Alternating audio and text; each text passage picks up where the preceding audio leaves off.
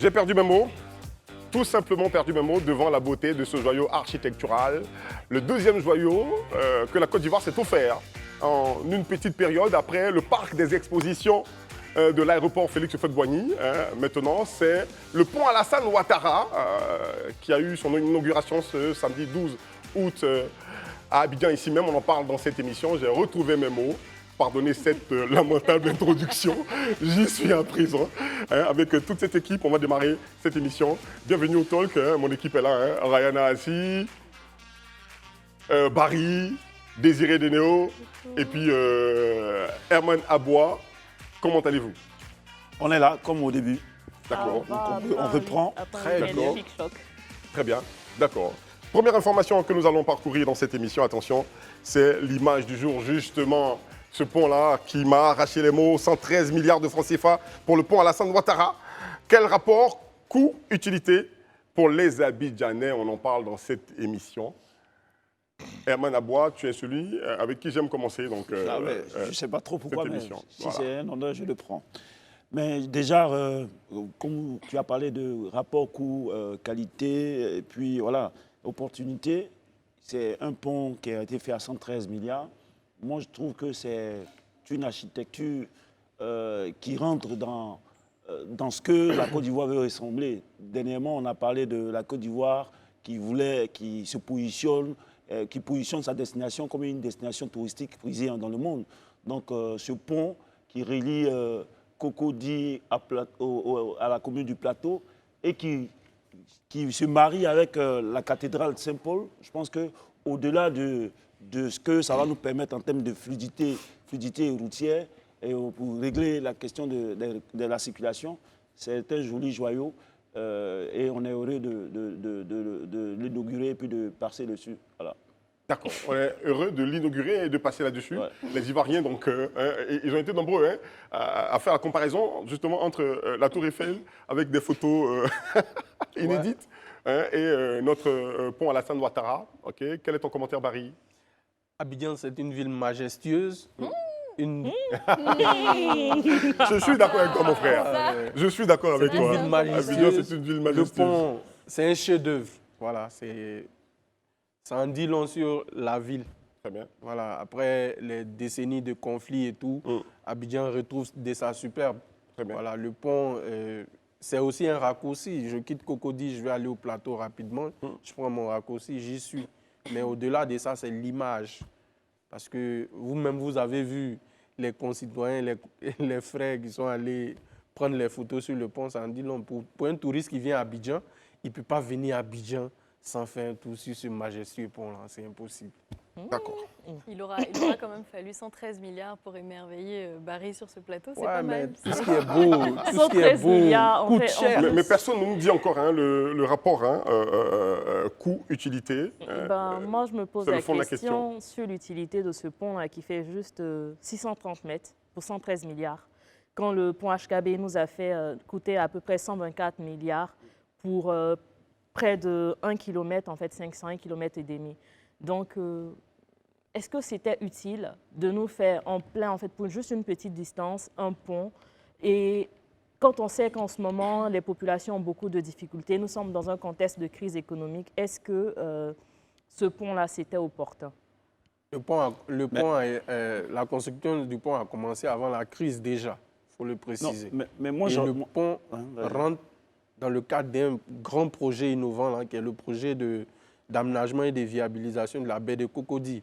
Donc, c'est un pan du projet qui a été exécuté. Maintenant, ce que je veux dire, on connaît tous les embouteillages sur le boulevard Lagunet. Il est clair qu'une étude d'impact a été faite avant la réalisation du pont. Mais je veux dire que quand vous voyez la Statue de la Liberté, pour quelqu'un qui arrive à New York, bon, je viens d'Afrique, j'arrive à New York, je ne sais pas à quoi ça sert, mais je sais que la Statue de la Liberté, c'est l'image de New York. Ce pont-là, autant que la cathédrale Saint-Paul du Plateau, fera partie des symboles de la ville d'Abidjan. Mais pour aider un peu... Sinon, aujourd'hui, il y a eu un embouteillage sur le pont. Donc, ça n'a pas encore résolu nos problèmes. J'ai un élément, même autour de... Non, c'est normal, c'est nouveau, tout le monde va passer là-dessus. Même autour de la Tour Eiffel, qui est un tas de fer, il y a embouteillage. Mais je ne veux même pas qu'on perde le temps là-dessus. l'ouvrage qui est là, le pont là, c'est pas seulement 630 mètres. D'accord. C'est une voie, ça sort sur le boulevard Alassane Ouattara, c'est 1600 mètres, 1 km 600. Donc le coût, les 113 milliards, tient compte des autres, enfin de l'autre distance. Ça résout tout de même le problème des embouteillages sur la corniche. Je voudrais répondre en fait à Herman, si c'est possible. Tu évoquais Paris tout à l'heure. Mais Paris, c'est l'Île-de-France. Hein. Paris, c'est petit dans l'Île-de-France. On peut comparer peut-être Paris aussi, enfin, au Grand Abidjan. On peut parler de Grand Paris. Mais en fait, pour mieux en fait, desservir Paris, on a on a le train, on a le métro. Il y a des lignes en fait, souterraines, il y a le RER, il y a le tramway. Pourquoi on ne pense pas à résoudre ce problème-là de circulation en fait, d'Abidjan, le problème de transport des personnes? Pourquoi on ne renforce pas, par exemple, le transport fluvial dans la lagune qui passe dans presque toutes les 10 communes et qui traverse en fait, le Grand Abidjan? Moi, je pense que dans le projet, oui, en fait, c'est ça. Ça existe. Hein. Je veux dire, les tramways et autres là sont prévus. À quel moment? Mais non, tu me poses pas la question, c'est que je ne suis pas maître d'ouvrage. Non, mais pour revenir rapidement sur le projet, c'est important qu'on n'oublie pas quand même que c'est un projet d'une grande envergure. Donc, il y a plusieurs entités. Et donc là, on parle d'une seule entité. Donc, c'est clair que déposer comme ça, quand on dit que ça a coûté 113 milliards, c'est clair que c'est choquant si on veut s'amuser à faire des ratios. Mais en fait, il faut voir le projet, comme certains aimeraient le dire, en global. Non, mais il faut voir le projet, en fait, dans sa grandeur nature et c'est différents pans. Et sur ce pont-là particulièrement, moi, j'ai pas envie de forcément m'arrêter sur le chiffre. Ce sont des budgets qui ont été élaborés pour la construction de ces voies, sinon de ces monuments-là. Mais ce pont-là, derrière lui, c'est pas que l'utilité. C'est toute l'émotion que ça a suscité en l'ivoirien. C'est toute une identité que ça va susciter pour le nouveau Abidjan. Pourquoi je dis le nouveau Abidjan? C'est un Abidjan qu'on a connu en chantier durant ces 7 dernières années pratiquement. Donc, quand on voit ça, on a parlé très longtemps de la baie de Cocody qui est en chantier. Et là, on voit vraiment la matérialisation de quelque chose. Donc moi, je pense que derrière l'utilité, il faut regarder vraiment ce que ça symbolise pour l'Ivoirien. Les Ivoiriens ne se sont pas levés comme ça pour aller faire des photos au milieu du pont HKB. C'est bien parce que ce pont a suscité quelque chose en eux. Donc c'est important aussi de pouvoir mettre dans le cœur de l'Ivoirien quelque chose qui le rende fier quand même d'être à Abidjan. Et puis, elle évoquait l'embouteillage. Il y a des ingénieurs qui ont travaillé sur ça, parlent de 30 à 50 000 personnes qui vont circuler sur cette voie. Ça va déconjectionner déjà l'autre vers comment on appelle vers l'Indénié. Voilà. Donc je veux dire, il ne faudrait pas voir au-delà du beau en termes de destination, de notre destination touristique que ce pont-là positionne. Il y a aussi la question de la circulation que ça va régler. Mais vraiment, c'est un point que j'aurais vraiment accordé à Désiré. Si à côté de ça, on ne voyait pas déjà des chantiers sur tout ce qui est mobilité, sur tout ce qui est question de transport, mais on voit de vrais chantiers qui sont... De quel chantier de mobilité on est en train de parler? Les lignes de métro sont en train d'être construites. Il y a le 5e pont même. Le 5e pont, ok. Mais on parle en fait, à quel moment on développe le transport lagunaire en fait à Abidjan? Mais le transport lagunaire, il est déjà dévéloppé. Mais il est déjà développé. Déjà, on a des lignes privées qui se sont construites ces dernières années. C'est parce que tu n'utilises pas les bateaux. Après, en même temps, c'est pas parce que je n'utilise pas les bateaux. Mais oui, parce que c'est ça. Les gens, aujourd'hui, sont dans enfin, les VTC, ils oublient, ou bien ils sont dans leur véhicule, ils oublient qu'il y a un peuple ici, des populations qui, chaque matin, qui utilisent ces voies que vous utilisez, dont tu parles là. Je sais que là, au niveau de la fluidité fluviale, il y a quand même des bateaux et autres là qui sont là. Est-ce que ça suffit? Mais non, mais on peut pas rien ne suffit jamais. Rien ne suffit jamais. On est dans une ville qui est en chantier, qui est en construction. Il y a des projets qui sont élaborés. C'est bien parce qu'on sait que certains problèmes ne sont pas résolus qu'on a pensé à ces projets-là. Mais quand un projet vient d'être terminé, on le félicite et on est content quand on passe à l'autre projet. On parle du rapport qualité, en fait, du rapport qualité, hein, si je ne me trompe pas, de ce point. Quel impact coût-utilité, quel impact ça aurait sur les Abidjanais? Est-ce que ça va venir en fait résoudre des problèmes? C'est la question. On n'est pas en train de parler du beau, on fait tout du pas beau. Je ne sais pas si on se comprend. Désiré, moi je veux te rassurer. Je pense que on sait tous que le plateau, c'est le quartier des affaires. Créer un certain nombre d'accès à la commune du plateau va faciliter, va fluidifier la circulation. Mais on ne dit pas qu'il n'y aura pas d'embouteillage. Ça, on ne peut pas l'affirmer. Parce qu'il peut y avoir un accident, souvent sur le pont HKB, il y a des accidents qui créent les embouteillages. Mais je veux dire quoi? La ville d'Abidjan est en travaux. Il y a la Y4, là, la ceinture d'Abidjan qui est en construction. Voilà, qu'il ne faut pas ignorer. Ça va faciliter beaucoup de choses, je veux dire. Il y a le pont, l'autre pont à Yopougon, Plateau, on ne connaît pas son nom parce qu'il n'est pas le encore achevé. Pont. Attention, ce n'est pas le 5e. Tout le monde a l'habitude d'appeler le 5e pont, mais ce n'est pas le 5e. Il y a un pont même qui est prévu à côté du pont Houphouët-Boigny pour le métro. Je veux dire qu'il y a des travaux celui de Bingerville, qui ont été... Voilà, de Bingerville-Bassam. Pourquoi pas demain Koumassi-Riviera. Donc, il y a beaucoup de choses. La Côte d'Ivoire est en construction. Il faut être fier de son pays. Le pays en chantier. Mais en même temps, quand on voit que l'architecte sur le projet, c'est encore Fakouri, bon, moi, je ne sais pas, c'est vrai que c'est un grand architecte, il fait beaucoup de bonnes choses, mais souvent aussi, ça peut emmener à se poser la question comment est-ce que les marchés sont attribués. Ça, je ne dis pas que ceux qui ont fait l'arbitrage n'ont pas bien fait, mais on veut aussi voir, parce qu'il y a des Ivoiriens aussi, Herman, tu serais le même s'il y avait un problème de qualité sur ce pont-là, à dire pourquoi est-ce qu'on n'est pas allé sur Fakouri, qui a une valeur sûre, qui a construit telle chose, qui a construit... Non, dis-toi qu'il a... On n'allons pas chercher la petite bête. Souvent, peut-être qu'il sous-traite... Non, je ne dis pas, ne faites pas comme si j'étais en train de marcher sur les projets. Ce que je dis simplement, il faut ouvrir, peut-être qu'il faut faire en sorte que d'autres personnes, d'autres noms arrivent sur les projets comme ça, sur les grands œuvres. On reste toujours sur ce pont, d'accord, mais on va décortiquer le discours du président de la République, qui fait de l'humour, humour assez intéressant quand même.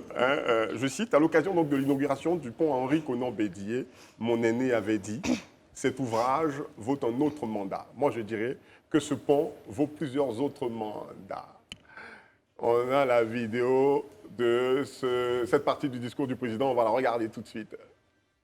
Alors, souvenez-vous, à l'occasion de l'inauguration du pont Henri Konan-Bédié, mon aîné avait dit cet ouvrage, ce pont, vaut un autre mandat. Il avait des formules simples. Donc moi je dirais ce pont vaut plusieurs autres mandats.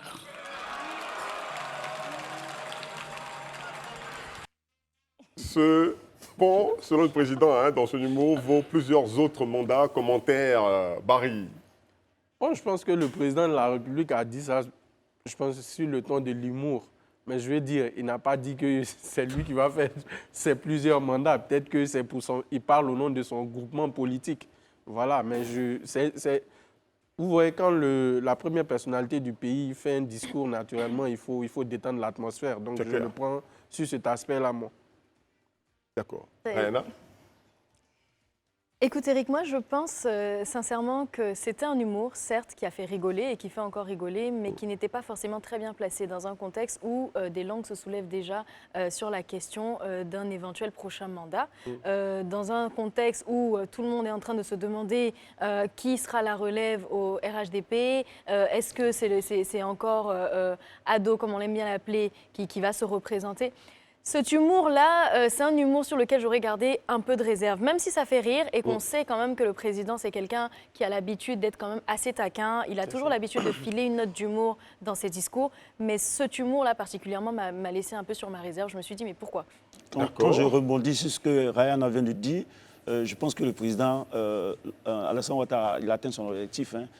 Au-delà, il y a eu une confusion. On a écouté Barry qui estime que le gars plaisantait. Et elle voit déjà... mais moi, je pense que lorsque le président il plaisante comme ça sur ces questions, c'est qu'il lève le pied. Moi, je pense que quand on le voit, il veut être pertinent sur des questions, il ne rigole pas avec. Et je crois, parce que je pense, peut-être que je me trompe, il peut-être nous dit que les gens vont penser que ça m'intéresse, mais en 2025, ça ne m'intéresse pas. Bon, après, pas forcément, peut-être que lui-même en ce moment n'a pas encore pris sa décision et peut-être que c'est un bel outil pour sonder, pour voir quelles sont les réactions. Est-ce qu'on va se fâcher? Est-ce qu'on va rigoler? Est-ce qu'on va dire oui, effectivement, ça vaut un autre mandat? Si on prend ça sur l'angle de l'humour ivoirien, on rigole. Peut-être que si on veut analyser pour être sérieux, on ne va plus rigoler. L'opposition n'a pas très rigolé avec ça en tout cas. Non, mais c'est clair. Désiré, ça a rigolé avec ça? Moi, ça m'a fait rigoler. Hein. C'est du Ouattara tel qu'on le connaît, qui a toujours en fait des petites touches d'humour dans ses discours. Après, est-ce qu'il voudrait faire un quatrième mandat ou enfin un deuxième mandat de la Troisième République? Je ne sais pas. Faut peut-être aussi voir enfin une volonté de maintenir son parti au pouvoir, une volonté de voir un RHDP qui reste avec un bilan à défendre. On disait Ado Goudron au début, dans les années 2011-2012. Maintenant, on va dire Adopon parce que ça fait quand même, on va bientôt Attends, en retard, on le dit déjà. On le dit ok. déjà, oui. Donc, Adopon. Donc, peut-être aussi positionner peut-être le RHDP à sa suite, parce qu'au moment où Henri Konan Bédié parlait dans le prochain mandat, c'était aussi au moment du grand amour, du mariage PDCI-RDR, en fait, qui avait donné le RHDP. Le couple parfait. Le couple parfait. Donc, c'est peut-être dire que le RHDP va peut-être rester au pouvoir, enfin, et qu'ils ont un bilan, en fait, plus que satisfaisant. Donc, je ne vois pas ça, en fait, comme quelque chose que l'opposition pourrait récupérer. Non, mais moi, je pense que l'opposition, sa réaction est normale. Hein. C'est des acteurs politiques, c'est des compétiteurs. Donc, ils utilisent... Et comme ça s'appelle, c'est une opposition. Voilà, c'est une opposition. Ils vont scruter tout ce qui peut être à leur avantage pour exploiter ça sur le plan politique. Donc, c'est quelque chose de normal. Ce n'est pas quelque chose personnellement qui me choque. C'est aussi leur rôle. L'opposition, c'est ça. De contester ce que le président dit, même quand c'est dans l'humour. Mais ce sont des acteurs politiques. D'accord. Voilà, ils scrutent tout ce qui se dit, surtout venant du président de la République. Parce qu'eux aussi, ils veulent naturellement, il y a 2025 à l'horizon, donc ils prennent ça en compte, quoi. D'accord.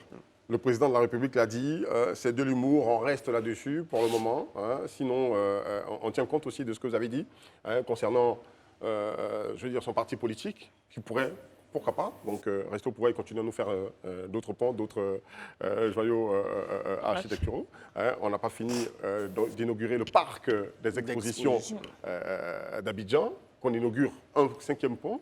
On va y aller pour un 6e pont. C'est à juste titre que le président de la République Bon, dit, mais poursuivons. Poursuivons donc cette émission avec tout de suite l'info du jour.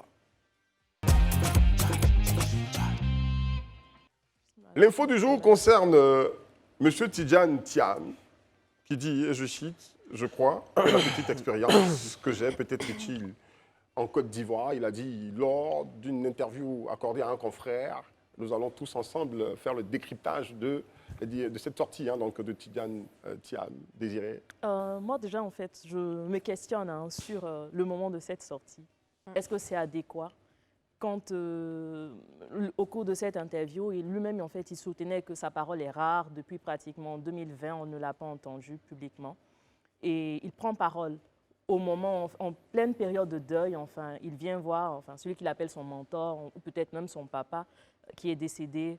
Il s'exprime en fait à une tribune sur peut-être ses ambitions politiques, sur son parcours. Est-ce que c'est le bon moment? Pourquoi lui, en fait, à cette période? Est-ce que c'est un coup de com' préparé? Dans le débat, en fait, on va venir avec d'autres arguments. Mais je pense, pour ma part, que ce n'était pas forcément le bon moment, en fait, pour cette interview-là. C'était pas le bon moment? Oui, tout à fait d'accord avec Désiré.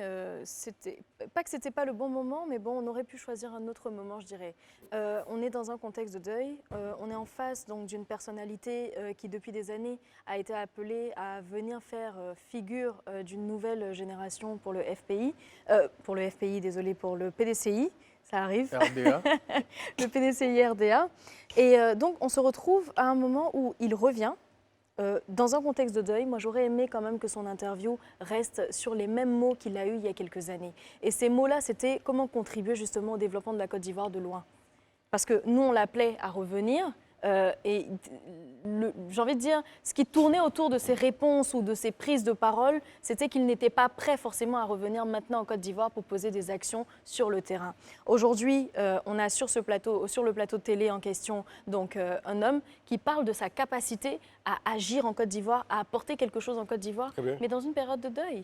Donc derrière, on ne peut que lire qu'une stratégie politique, malheureusement. Bien, quelle que soit l'intention qu'il y avait derrière, quelles que soient les motivations de ce qu'il dit, quelle que soit la vision ou pas, nous, on ne peut que lire qu'un positionnement stratégique voulu. Et c'est dommage, parce qu'on ne s'attendait pas à ça à ce moment, et on s'attendait à autre chose. Herman, je t'envoie une question tout de suite, tu pourras développer. Donc, au-delà du deuil, est-ce qu'on pense sincèrement que Tidjane Thiam pourrait, comme il le dit, apporter quelque chose donc, à la Côte d'Ivoire? Non, c'est quand on regarde son CV avec son parcours professionnel et autres, c'est quelqu'un qui a quand même un bon background, c'est-à-dire qu'il a cette carrure-là. Mais au-delà de cela, moi, quand j'analyse ce discours dans le fond, il est venu se livrer sur des sujets qui le mettent à l'aise. Dans la forme, on n'a vu aucun moment une question qui pourrait l'agacer ou le déranger. À telle enseigne que lorsqu'on l'écoutait, à un moment donné, il a dit, on m'a dit, je ne dois pas parler de questions techniques. On a vu déjà la préparation qui a été faite. Vraiment, c'est une opération, un ballon d'essai, ou un terme communicationnel qui a marché pour lui. Mais en même temps, je lui ramène ça parce qu'il a dit plein de choses. Aujourd'hui, il se sent une âme de politicien qui veut reprendre la chose politique ici, gérer le pays. Il a dit le 6 septembre 2018, dans le temps suisse, en Suisse là-bas, j'ai dit à plusieurs reprises et depuis de nombreuses années, ma détermination à ne pas avoir d'activité politique. Bon, aujourd'hui, on était en 2018, 5 ans après, il revient pour dire qu'il veut... il fait l'empiler, on voit ce qu'il fait, ça c'est une vraie campagne de com, on a compris. Mais c'est pas grave, Herman, c'est à se poser le problème de sa conviction et de son engagement. Il est parti en 99 où le pays avait besoin de lui. Il y en a qui sont restés, il est parti et il revient 24 ans après pour nous dire que maintenant, il est prêt à gérer le pays. Après, pour enchérir sur ce que Herman dit, parce que je vais aller un peu dans son sens. En fait, c'est un peu comme, en fait, vous voyez, dans l'aventure ambiguë de Cheikh Hamidou Kane, le petit Samba Diallo qui va se faire former, qui revient en fait au pays des Dialobés, ou encore dans la Bible, en fait, la parabole du fils prodige, mais au bon sens du terme, en fait. Mais sauf que pendant 24 ans, il y a eu un vide à occuper. On vient en fait avec un discours qui est tout construit, mais qui est aussi néoconservateur, qui n'est pas tout nouveau, avec des propos concernant l'éducation, concernant la santé, qui ne sont pas nouveaux, ce sont des discours qu'on a entendus d'acteurs politiques. Ce n'est pas parce que depuis un moment, quand même, il n'y a pas de discours construit et ça suscite vraiment, comment je vais dire, en fait, des applaudissements. Oui, c'est l'homme qu'il faut. En fait, on l'a vu dans les commentaires en fait, lors du direct en fait, de ce confrère-là.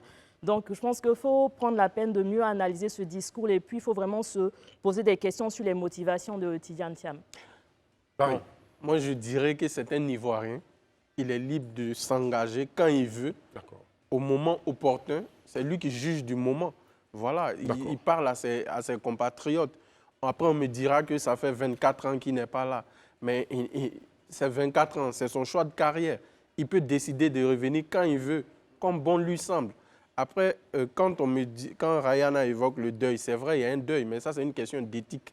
Voilà, c'est chacun juge elle a toute sa place en politique, voilà, l'éthique, elle a sa place en politique. On juge. Lui, il a un objectif, c'est de se présenter, de communiquer.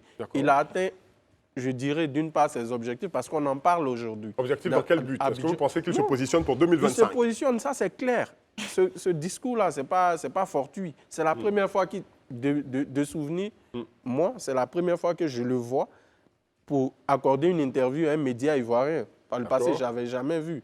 Et c'est calculé. Le président Henri Konan Bédié est décédé. C'était le gardien du temple, c'était le président du PDCI. Et là, les cadres sont complètement redistribués. Et M. Thiam, on a beau dire, il a un profil qui est un peu semblable à celui de M. Zinsou, qui était devenu Premier ministre au Togo. Au Bénin? Au Bénin, pardon. Le dernier Premier ministre du président Yahi Bouni. En fait, c'est pratiquement les mêmes profils. C'est des technocrates qui ont, à un moment donné, évolué dans les grandes firmes occidentales, qui ont un profil. Elle a parlé de néoconservateurs. Mais c'est un banquier. Voilà, chacun véhicule son idéologie, il vend ce qu'il peut proposer. Après Barry, personne ne remet en question. Tidiane Thiam, c'est connu mondialement, c'est une figure de l'économie, c'est une figure en fait de la banque, des finances. Personne ne remet en question ses compétences. Après, l'autre question à se poser, moi je pense même que c'est aussi par rapport à la légitimité au sein de son parti politique. Pendant 24 ans, le PDCI a vécu en fait l'après-coup d'État. Il y a eu les élections en 2010. Il y a eu après le mariage avec le RDR, en fait la rupture et tout ça. Mais pendant ce temps, silence radio. Et on apparaît en fait sur la scène politique peut-être parce que c'est au bon moment. Moi, je pense qu'à un moment donné, il faut aussi respecter ces personnes en fait à qui on vient s'adresser. Moi, je vous assure que si vous allez peut-être aujourd'hui quelque part à Nézobli, à la frontière ivoiro-libérienne, vous demandez qui est Tidiane Thiam, on ne saura pas qui c'est. Non, mais justement... Donc, il y a une présence entretenue en politique. Je pense qu'on a tellement analysé qu'on va vite trop loin, qu'on va vite trop dans l'émotion. Il n'a pas non plus dit qu'il venait se présenter à la présidentielle de 2025 dans son discours. Je pense que ça tournait vraiment autour de ce qu'il peut apporter sur le plan politique, sur le développement à la Côte d'Ivoire. Mais dans quelle position? Mais c'est la vérité. Non, Herman, tu me laisses finir. Non. Laisse-moi finir. C'est pas parce qu'on est en face de toi que tu dois tout de suite sauter sur la personne. Non, calme-toi. Donc, ce que je veux dire, c'est qu'il n'a pas dit qu'il se présentait à la présidentielle de 2025. Et ça, c'est le choix du PDCI de l'accepter ou pas. C'est à lui de décider s'il vient en indépendant ou pas. Et ce sera dans les urnes que les Ivoiriens décideront de s'il est légitime ou pas. Ce que j'ai envie de dire, c'est que revenir et dire qu'aujourd'hui, j'estime que j'ai la capacité d'apporter quelque chose à la Côte d'Ivoire, je suis tout à fait d'accord avec ça. Quand est-ce qu'il le fait? C'est là où je trouve que ce n'était pas opportun. Mais on est d'accord qu'on est quand même dans un pays où on est des personnes intellectuelles et qu'on ne va pas comme ça, sous le coup de l'émotion, barrer quelqu'un de la liste parce qu'il était là-bas pendant 24 ans et qu'il revient maintenant. Ce que moi je veux tout simplement dire, ce qu'on attend aujourd'hui de lui, c'est comment est-ce qu'il va se réintégrer dans le contexte politique national, comment est-ce qu'il va se réintégrer et pouvoir être utile à la Côte d'Ivoire de la bonne façon jusqu'à pouvoir se créer lui-même. Mais justement, c'est la question qu'on est en train de poser. Quand on dit qu'il y a 24 ans, pendant 24 ans, on n'était pas présent. En politique, il y a une présence à entretenir. Il y a des populations. Mais il va la construire maintenant. Il peut toujours la construire. Mais il n'est pas décédé, il peut la construire. 24 ans, on le connaît un minimum. On le connaît. Ne parlez pas tous ensemble, sinon on ne vous entend pas. Eric, s'il te plaît. D'accord. Barry. Tidiane Thiam appartient au PDCI-RDA. Ça, il ne l'a jamais caché. C'est un militant du parti. Vers qui il va se tourner? C'est la machine électorale PDCI-RDA. Le PDCI-RDA, ce n'est pas un parti quelconque.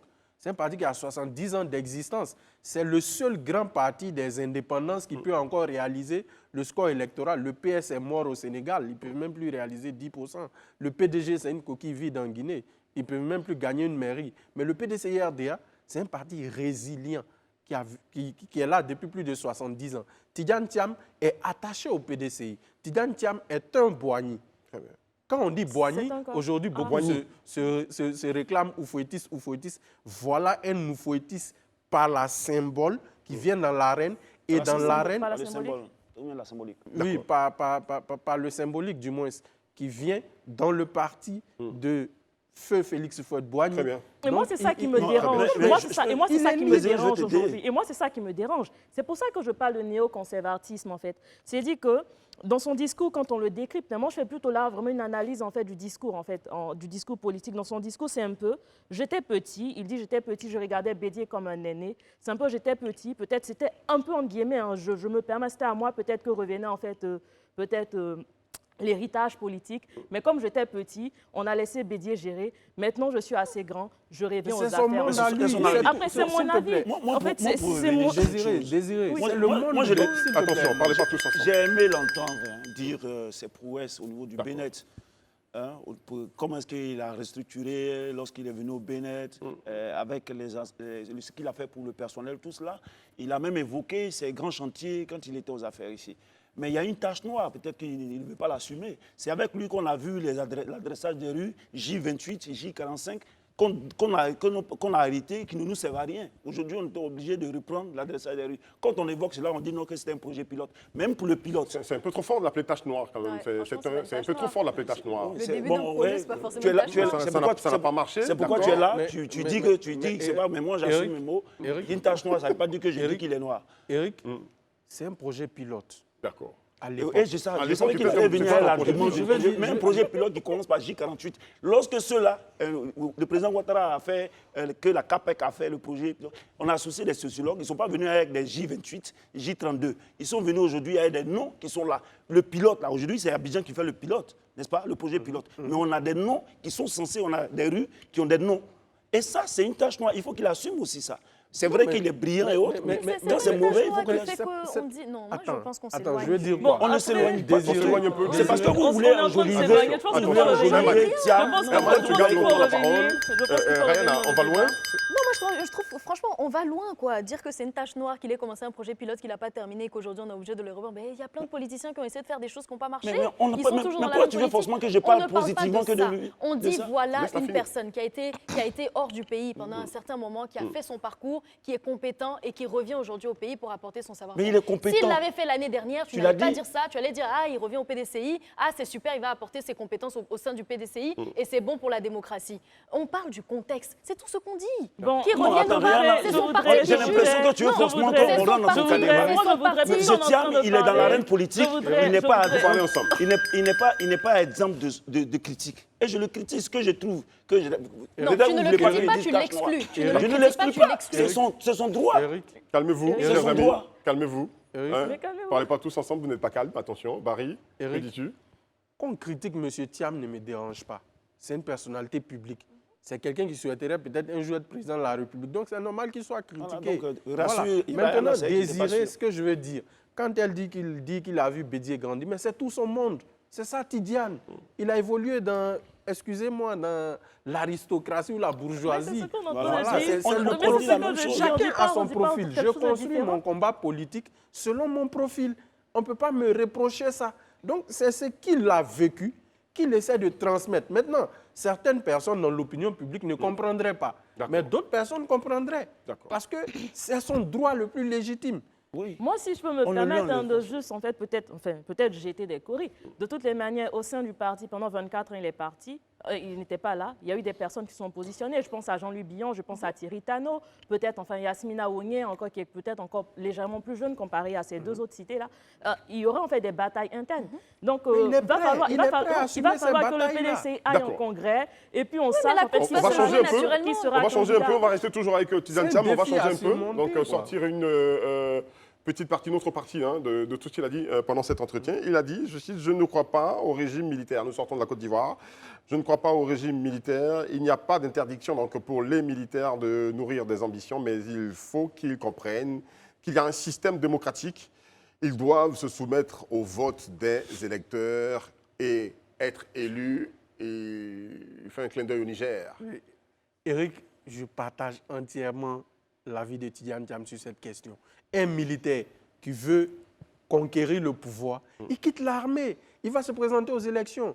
Le président Buhari au Nigeria, dans les années 80, il avait opéré un coup d'État, mais il s'est rendu compte que ce n'est pas une solution. Il est revenu dans l'arène politique. Avant lui, le général Olusegun Obasanjo est un ancien militaire, c'est un marin.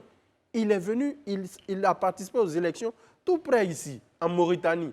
Le général Khazouani, l'actuel président. Mais c'est un militaire de formation. Il a quitté l'armée. Il est parti conquérir l'électorat. Qu'est-ce qui empêche les autres? J'ai bien envie qu'on sorte. Malheureusement, on ne va pas aller loin. Une dernière chose avant qu'on le finisse. J'ai envie qu'il me sorte la réaction de ce même Tidiane Thiam, du ministre Tidiane Thiam, en 2002, quand il y a eu le coup d'État. Il y a eu la tentative de coup d'État. Qu'est-ce qu'il avait dit? Justement, il ne s'est pas prononcé. Donc, il se prononce quand ça peut l'arranger. De plus, il s'est prononcé sur le coup d'État et mieux, en fait, il a ajouté que... de toutes les manières, c'est pas parce qu'il a validé le coup d'État. Il faut dire ça déjà. Voilà, il s'est prononcé en fait contre le coup d'État. Il a rajouté qu'en 1998, en fait, alors qu'il était ministre, il avait fait un rapport en fait, qui annonçait un coup d'État. Je pense que l'année qui a suivi, il y a eu un coup d'État. Parce que, et je rajoute, peut-être que je le paraphrase, parce que la situation, les conditions de vie des populations n'étaient pas forcément en fait, bonnes. D'accord. Donc, peut-être dire que quand il y a des coups d'État, c'est peut-être parce que la population... Merci, Désiré. C'est là qu'on va s'arrêter pour la pause. On se retrouve juste derrière. Merci d'être avec nous sur Live TV, la télé sans filtre. Vous regardez la télé utilement quand vous regardez le talk 19h15. Nous sommes aussi sur les réseaux sociaux. Là-bas, vous avez la possibilité de nous lâcher des commentaires et de partager le direct. Poursuivons cette émission avec l'invité du talk. Et l'invité du talk est déjà sur le plateau avec nous. C'est bien monsieur Michel Benoît Kofi, sénateur de la République, président Commission des affaires sociales et culturelles. Il est aussi donc directeur de campagne de Fatim Bamba, candidate au RHDP, donc au municipal à Anyama. Bonsoir, cher sénateur. Bonsoir, cher ami. Merci d'être avec nous sur ce plateau. Merci, vous aussi, oui. D'accord. Avec vous, nous allons aborder plusieurs questions concernant ces supposées irrégularités sur votre liste à Anyama. Le RHDP monte au créneau, donc c'est clair que vous savez sur ce plateau pour en parler avec nous. Alors, dites-moi, est-ce que cette liste publiée par notre confrère est conforme? Cette liste est parfaitement conforme. Et si nous estimons qu'elle ne l'est pas, le Conseil d'État peut statuer. Ce que j'ai entendu et qui m'a surtout indigné, et qui donne lieu à ma présence sur ce plateau, c'est d'avoir entendu ici que la liste ne comportait que 11 femmes, ce qui, ma foi, n'est pas conforme à la réalité. Alors, si vous voulez, j'apporte le rectificatif tout de suite. Très bien, c'est important. Ce premier rectificatif, vous allez compter avec moi. D'accord. Voici le nombre de femmes. Diabaté Fatoumata, Akokou Somonique, Sangari Abiba, Fatoumata Koulibaly, Traoré Kalidiatou, Kodia Chepo, Soro Rokia, Awa Traoré, Timité Mariam, Odi Chincho Clarisse, Troukouete Aïssata. Ça va être long de citer. Non, je vous en prie. Vous y tenez. J'y tiens. D'accord.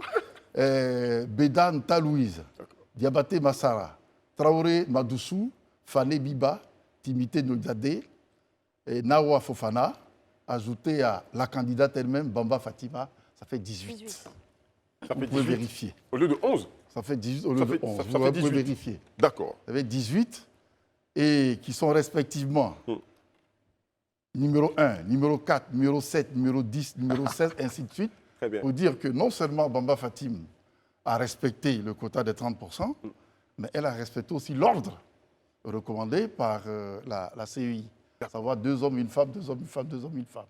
Alors, je vous disais que j'ai été indigné parce que, à ma qualité de président de la Commission des affaires sociales et culturelles, c'est moi qui ai conduit les débats qui ont adopté la loi en octobre 2019, qui garantit la représentativité de 30% des femmes aux assemblées élues. Alors, bon, là, je crois que l'avoir dit, c'est comme si j'étais de ceux qui prônent « faites comme je dis, mais pas comme je fais ». J'ai soutenu la loi et je travaille dans ce sens également. La deuxième raison, Bamba Fatim est elle-même une femme. Elle ne peut pas être contre la représentativité des femmes. Et la troisième raison, c'est qu'à travers notre liste, on a semblé dire ici sur ce plateau que la CEI était complaisante. Que la CEI aurait fait du favoritisme. Non, loin s'en faut. La CEI n'a pas fait de favoritisme. La liste de Bamba Fatim respecte effectivement. On avait quand même porté le rectificatif en fin d'émission sur ce plateau, mais tout de même, chacun de nous, merci d'être venu pour éclairer les choses, monsieur le sénateur. Okay. Voilà, Herman. Oui, bon, je suis quand même d'accord, puisque c'est moi qui, effectivement, cette capture d'écran-là, c'est moi qui l'ai vue. Oui. Mais j'avoue que après, quand j'ai revu, pas forcément la même capture, j'ai vu que vous étiez au nombre. Donc, on ne va pas spéculer. Mais plutôt, je voudrais revenir sur le numéro 38. M. Traoré Issa, qui est officier des eaux et forêts au cantonnement d'Anyama, tandis que le conseiller numéro 7. Bon, restons sur le numéro 38. Il est dit, l'article 182 dit du Code électoral, je vais le citer, précise que sont inéligibles dans le ressort où ils exercent leurs fonctions les préfets, les sous-préfets, les magistrats et plus loin, les militaires et assimilés. Est-ce que M. Traoré Issa, qui s'est vu mis ici officier des eaux et forêts, est-ce que les officiers des eaux et forêts sont-ils assimilés, militaires assimilés ou pas? Bon, écoutez, il y a ceux qui la loi, c'est pas moi qui ne l'autorise pas à concourir, à figurer sur les listes qui ne sont pas éligibles. À ce propos, je crois que lorsque des recours sont, comment dirais-je, déposés, bon, le Conseil d'État statue et la candidate est appelée à procéder à ce qu'il faut pouvoir ajuster son truc. Monsieur le sénateur, vous ne répondez pas à ma question. Je vais répondre peut-être. Oui, je dis, monsieur Traoré Issa, le conseiller numéro 38 sur votre liste, est officier des eaux et forêts. Il a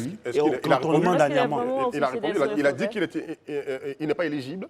Bon, il n'a pas dit qu'il n'est pas éligible, il figure sur la liste. Je demande, est-ce que M. Traoré, un officier des eaux et forêts, il est assimilé, militaire assimilé ou non? Non, mais un officier des eaux et forêts, s'il ne doit pas figurer, il ne figurera pas, ne vous en faites pas. Et le Conseil d'État le dira et ce qui sera fait sera fait. Okay. Franchement, les choses seront faites dans les normes. Monsieur le sénateur, de toute façon, ce que nous savons, c'est que c'est la CEI et le Conseil d'État qui décident. Ce n'est pas le candidat qui décide. D'accord, après je voulais aller dans le même sens qu'Elman et avec le numéro 51 en fait, de votre liste, M. Kaman Kimon Darus, qui occupera un poste de policier au 13e arrondissement d'Abobo. C'est pareil, en fait, la même chose, enfin, selon sa fonction, il ne peut pas normalement être, si j'ai une fonction politique. Tout ceci, le Conseil d'État statuera, je vous assure. Non, mais en même temps, pour préciser... Et nous nous plierons aux décisions qui seront arrêtées. Monsieur, moi, en fait, est-ce que réellement, M. Traoré Issa est officier des eaux et forêts? Ça, c'est ma première question. Seconde question, est-ce que réellement, parce que là, c'est un journaliste qu'on a cité, est-ce que réellement, M. Kaman Kimou Darus est policier? Ce sont mes deux questions. Écoutez, ces personnes occupent les fonctions dont vous parlez. Ça, c'est indéniable. Okay. Mais lorsqu'on constitue une liste, bon, les pressentis, c'est-à-dire les conseillers pressentis, viennent pratiquement de toutes les communautés, de toutes les professions et de tous les quartiers, de tous les villages. On n'a pas le temps forcément d'examiner un par un l'identité ou la profession de tous ceux qui arrivent là. Il se trouve que chemin faisant, bon, il y a des choses qui se révèlent et ensuite les ajustements sont faits. Voilà, c'est tout. Il n'y a vraiment pas de problème. On est sûr d'une chose, comme vous dites. Hein, ces deux personnes citées donc, occupent les fonctions en question. Oui. Okay, mais bon, et je dis que le Conseil d'État statuera là-dessus. Exactement. Moi, je veux venir maintenant sur ce que propose la liste de les conditions de campagne à Nyama. Les conditions que la candidate Bamba Fatim propose aux populations de Nyama. Parce que moi, j'étais tout petit quand vous étiez maire. Ça me plaît. Tout à l'heure, je vous ai posé la question. Oui. Aujourd'hui, puisque j'imagine que vous êtes dans son staff de campagne, oui. Qu'est-ce que votre candidate propose bon, vous ne voyez pas qu'il est mal indiqué de parler de ça maintenant, puisque nous sommes en pré-campagne. Voilà. La campagne n'a pas commencé. La campagne n'a pas commencé. Donc, lorsque la campagne commencera, Bamba Fatim elle-même, qui est consciente de son rôle, parlera à la population, dira à la population ce pourquoi elle s'est portée candidate. Sinon, ce n'est pas l'objet de ma présence ici ce soir. Vénérable, moi j'aimerais juste comprendre quelque chose qui est très clair dans vos explications. C'est toujours concernant les deux postes qu'occupent les deux personnes donc interpellées. Moi j'aimerais savoir, ce que vous nous expliquez, c'est qu'ils ont été mis sur la liste en tant que conseillers, mais qu'on attend toujours qu'une commission statue dessus. Je comprends. Mais donc on les propose, sachant qu'ils ne respectent peut-être pas les critères? Non, je vous assure que lorsqu'il vous sera donné... Ou bien est-ce qu'une entente est prévue? Lorsqu'il vous sera donné d'élaborer une liste, vous comprendrez qu'on n'a pas toujours le temps d'examiner un par un les identités et un certain nombre de choses. Voyez. Chemin faisant, on découvre des anomalies ou des irrégularités. Mais il y a des recours possibles. Et ces recours-là permettront de rectifier le tir. Les recours dont vous parlez, ce serait leur retrait de la liste de conseillers? Par exemple, ce serait éventuellement une entente pour qu'ils puissent quand même passer? Non, leur retrait de la liste. D'accord. Leur retrait de la liste. Restons encore sur la liste, n'est-ce pas? Alors, qu'est-ce qui a présidé au choix des personnes sur la liste, à la composition de cette liste? Quels critères de choix? Est-ce que c'est des gens qui sont proches de la population, qui sont connus dans la ville, qui ont du poids? Parlons-en. Bon, d'abord, il faut dire que 60 personnes sur des centaines de milliers d'habitants, c'est très peu. Donc la difficulté à ne retenir que 60 est réelle. Mais néanmoins, ces 60 sont issus de tous les villages, de toutes les communautés, de toutes les professions. Pratiquement, c'est un échantillon représentatif de l'ensemble de la population d'Anyama qui est concentré sur cette liste. Ça, je peux vous l'affirmer, je peux vous le garantir. D'accord. Et tout, je veux dire, tout le comité de gestion de la campagne de la candidate, tout le monde est d'accord sur le choix de la composition donc, des composantes de cette liste? Vous savez, un choix est un choix et entraîne toujours des frustrations, entraîne toujours des réticences ailleurs. Parce que je vous dis, il n'y a que 60 sur combien de dizaines de milliers d'habitants. Le choix a été difficile, mais je crois que la population comprendra qu'on ait pu retenir que ceux-ci qui vont valablement les représenter dans un conseil qui sera très actif. Madame Bamba Fatim est une femme active, méticuleuse et positive. Vous verrez. Vous entendrez parler. Je voudrais dire à M. Michel Kofi Benoît que j'ai bien aimé sa réplique quand il m'a dit que ce n'est pas le moment indiqué. Effectivement, moi aussi j'ai posé la question pour savoir si vous allez enfreindre à cela. Donc, heureusement, vous rentrez dans... Vous avez bien fait, bravo. Vous avez dévié. Vous vous adressez à un vieux singe. À qui on ne peut pas apprendre voilà, je vous remercie. Comment vous sentez-vous aujourd'hui, dans votre camp, de vous savoir cité dans une affaire d'anomalie au niveau donc, des élections? C'est des choses qui peuvent arriver. C'est des choses qui peuvent arriver. Et il faut simplement le reconnaître et apporter les rectificatifs qu'il faut, c'est tout. Est-ce que vous pensez que ça va vous mettre un plomb dans l'aile? Il n'y a pas de plomb dans l'aile possible, dans la mesure où on ne comptait pas là-dessus pour gagner. Ce n'est pas le fait d'avoir un policier ou un agent des eaux et forêts sur une liste qui fait gagner. C'est d'être sur le terrain, de mener une campagne Et c'est ce que Bamba Fatim fait actuellement. Vous estimez que vous êtes légitime en fait à Niamey et que votre candidate en fait pourrait remporter le scrutin au soir du 2 septembre? Ben, c'est ce que nous souhaitons, c'est ce que je souhaite et c'est là-dessus que je vais travailler.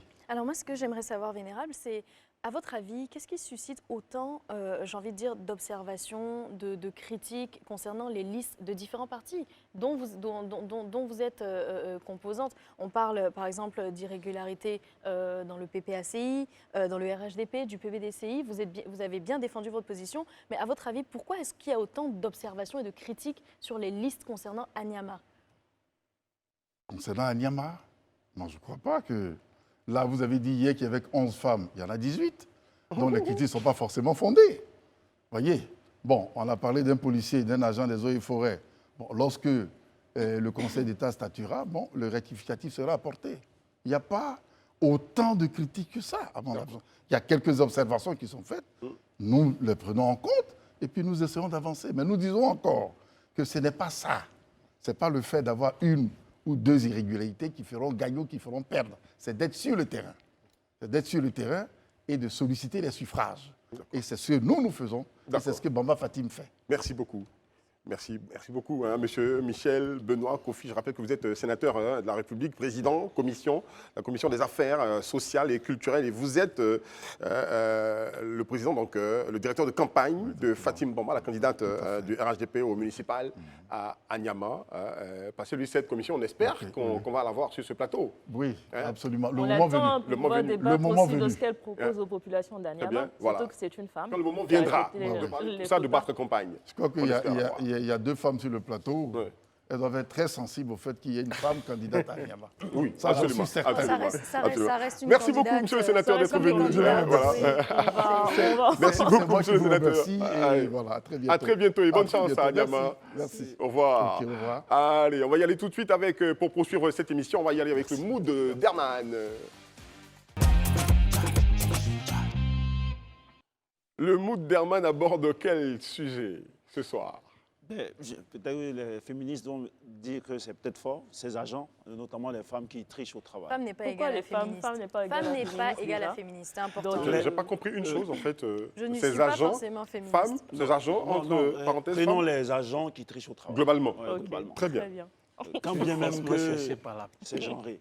Les chefs d'entreprise ou simplement les chefs de service dans nos administrations connaissent bien la situation, ces mauvaises habitudes ou attitudes des agents dans le bureau que ceux-ci ont vite fait d'imposer désormais comme standard. On a déjà fouillé et ressassé la question des retards réguliers pour lesquels nos agents inventent des prétextes ubuesques pour échapper à une éventuelle sanction. Il n'y a pas que ça dans la conduite de ces agents indélicats. À leur bureau, les doigts sur le clavier de l'ordinateur, le regard fixé sur l'écran, dans leur air studieux, l'on s'imagine bien qu'ils sont à la tâche. Détrompez-vous, ils sont nombreux à passer le temps à jouer des jeux divers. Parmi leurs favoris, il y a le jeu de Zuma, avec ses nombreuses déclinaisons et sa musique de fond caractéristique. Il faut les voir concentrés à éviter que les boules qui fusent de la bouche du crapaud ne tombent dans celle du squelette tête de mort. Pareille attention sur le jeu du solitaire, le jeu de distribution des cartes. À ce moment-là, ils ne se dérangeraient pas à conduire le visiteur venu perturber leur quiétude. Quand sonne alors le coup de midi, l'heure du déjeuner, les bureaux sont transformés en des réfectoires. Chacun des agents se partageant le même bureau sont un bol de repas. Les odeurs des saveurs des plats africains restent jusqu'à la reprise du service. Après la pause, odeur d'attiqué, poisson, garba, placali à la sauce plat, riz, sauce graine, poisson braisé, tout y passe. Et la pièce est ainsi bien embaumée. Voilà. D'accord.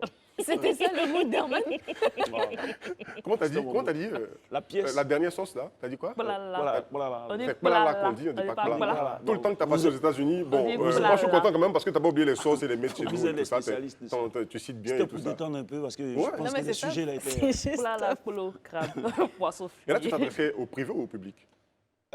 Généralement, je peux dire la vérité, il y en a beaucoup plus au public, dans l'administration publique. Et Généralement, il y a beaucoup plus de femmes qui font ça. Oh là C'est pourquoi là. je parlais tout à l'heure. Oh là là. Non, là, je suis d'accord avec Oh toi. là hein. là. Je suis d'accord avec toi. Là, Les je suis secrétaires de d'accord, direction qui reçoivent leurs ordinateurs, les écrans sont toujours tournés vers elles, donc En donne train dos de aux visiteurs pour pas faire qu'on des voit ce qu'il y a bérets dessus. souvent. Ouais, avec les bérets qui s'y accompagnent, Ouais, maintenant, en qui s'y fait, joignent. il n'y a plus que les jeux. Avec TikTok maintenant et autres, là, elles sont, Il y a plein de choses. enfin, elles sont toujours sur TikTok en train de parler de ce qui défraie la chronique sur les réseaux sociaux. Et puis après, au-delà même enfin, des jeux et tout ça, il y a aussi la question de l'accueil, en fait. Mais les gens dans les services publics, surtout, sont désobligeants, ne sont pas bienveillants. Non, mais ils sont juste On agacés se qu'on soit demande, là. en fait, s'ils aiment vraiment leur taf. Franchement. D'accord. Quelqu'un dirait, tu as cherché travail pendant longtemps, on t'a donné maintenant, voici ce que tu en fais. Ben, écoutez, restez concentrés au travail. Hein.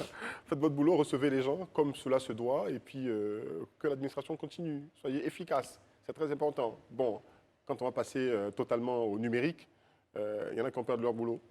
C'est ça qu'on va dire? Mais, non, mais je veux dire, quelle que soit l'avancée du digital, du numérique, les boulots vont rester. Il faut qu'il y ait des hommes, il faut de la chaleur souvent. Non? Très bien. Moi, je pense que la solution, hein, c'est vraiment de renforcer les objectifs de résultat. Parce Très que bien. je pense que l'un des mots dans le secteur public, de ce que j'observe, hein, de là où je suis, c'est vraiment cette sensation de sécurité que les gens ont. C'est-à-dire que dans le privé, tu sais que si tu n'as pas atteint certains résultats, tu vas être viré, tu vas Il partir. faut les challenger. Voilà, il challenger. faut vraiment les challenger parce que challenger. finalement, les gens se battent pour avoir des postes. Une fois qu'ils les ont, bon, ils sont dans leur zone de confort, ils font leur 8h, 17h ou leur 7h, 18h et ils sont bien, ils rentrent chez eux, ils estiment qu'ils ont travaillé. Non, même c'est 10 heures, souvent 14 heures. Voilà, donc moi je pense qu'il faut qu'on aille vraiment vers un type de gouvernance qui demande de vrais objectifs de résultats et ça amènera les gens à avoir une autre posture, une autre disposition d'esprit. D'accord. Dans le même sens, je dirais qu'il faut évaluer les gens. Ouais. Il faut évaluer les gens, il faut les contrôler parce que c'est parce qu'on ne contrôle pas et certaines personnes adoptent un certain nombre de comportements. S'il y avait un contrôle, il y avait la rigueur là. C'est clair. C'est De toute clair façon, que ça tout le peut monde venir, allait être efficace parce que D'accord. vous êtes payé pour une prestation précise. D'accord. Vous n'êtes pas payé pour venir jouer, regarder tout Mais c'est clair. C'était bon, Vous clair. êtes payé pour Quand un travail. elle avait un autre portefeuille ministériel, on l'appelait maman bulldozer. Maintenant, elle est du côté de la fonction publique. Elle est toujours maman bulldozer, Elle est toujours mais elle maman a changé bulldozer. de cible. Elle a changé de cible. Elle va mettre de l'ordre à ce niveau-là, parce qu'elle lutte donc, pour le fonctionnaire nouveau, celui qui est assidu non seulement au travail, mais qui accomplit ses tâches avec efficacité. Donc nous allons passer donc, la salutation à la ministre Anne Oloto qui travaille mais très fort à ce niveau-là pour, je le répète, faire le fonctionnaire nouveau. Et nous avons été très heureux donc, de vous servir cette émission. Cet autre talk, l'équipe, c'est Barry Abdulrahman qui est là avec nous. C'est Rayana assise à ma droite. Et puis Désiré Benio, Mais pourquoi on éclate de rire quand on dit Désiré? c'est pas moi qui Rayana assise à ma assise à droite, ma droite. Et puis Herman Abois. qui n'aboie pas. Qui n'aboie pas du tout. Merci. À la régie, la réalisatrice Carole. Merci à Maï Mike, donc chef édito, et puis à toute l'équipe technique. Il y a une femme à la caméra, on l'appelle Santiago ici. Salut, voilà. Et puis salut tout le monde à la grue. Chef plateau, Abou. Bonsoir à tout le monde. Merci de nous avoir Merci à regardés. toi, Eric, aussi. Merci, Ouais. Rayana, t'es très gentil. C'est très gentil. À demain, mardi. Shalom. Pourquoi